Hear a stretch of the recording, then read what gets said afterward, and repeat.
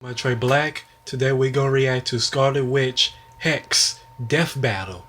Let's watch. Tired of only being able to wear your cosplay around the house? I know I'm not, but in case you are, come join your fellow cosplayers and superfans this July at RTX Austin. RTX Austin takes the best in podcasting, gaming, and animation and brings it all to Austin, Texas for one unforgettable weekend. Of course, health and safety is our #1 priority. Masks will be required during the event, and we will follow city guidelines. If you're unable to attend due to the pandemic, Rooster Teeth will work with you to postpone your badge for the following year or provide a refund. Head over to bit.ly/RTX Austin 22 to grab your badge for RTX Austin! And get ready for a weekend filled with the best of podcasting, gaming, and animation. That's bit.ly/RTX Austin 22 to get your badge today. We'll see you in Austin, July 1st through 3rd.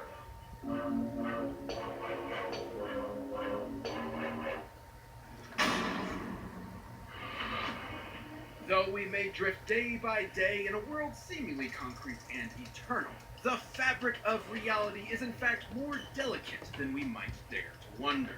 Imagine every single iota of it, every star, galaxy, universe, all within the grasp of a single mortal woman, to control at her whim. Imagine the danger we're all in if you piss her off. We don't have to, because her name is Wanda Maximoff, the Scarlet Witch. As a kid, she and her brother Pietro were poor Romani, who were lucky enough to be turned into super-powered freaks by the High Evolutionary.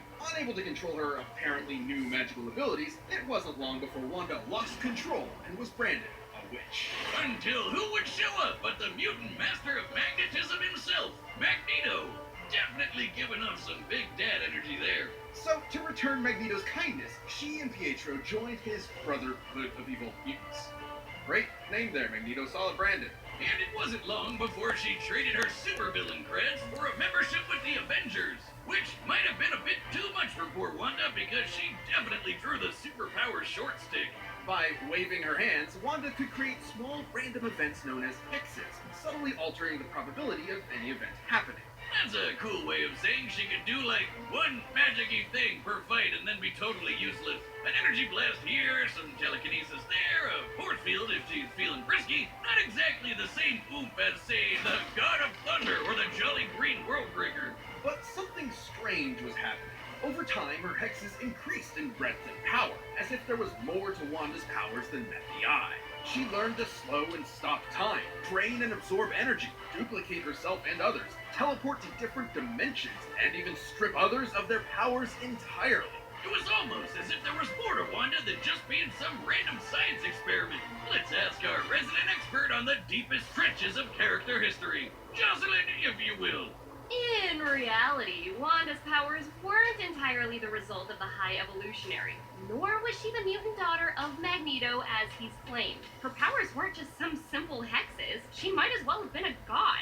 Until now, she had merely been dipping her toes into the vast ocean known as chaos magic. Though her powers may have seemed to be the byproduct of science, they were in reality the gift of the Lovecraftian elder god Cthon, who attempted to turn Wanda into his future vessel. Tale as old as time, Joss. Reminds me of my summers by the sea with old Uncle Yogg-Sothoth. Crazy old coot, always speaking in tongues and breathing through his man gills, killing people, sowing chaos. Good times. Hey, bud, is that blood coming out of your eyes? Oh yeah, that happens every time I say his name. Oh, he taught me how to ride a bike, and speaking of frequency, not comprehensible to mortal ears. Watch, I'm doing it now. Okay then, well come back in a few days as we cover Scarlet Witch's opponent, Zatanna.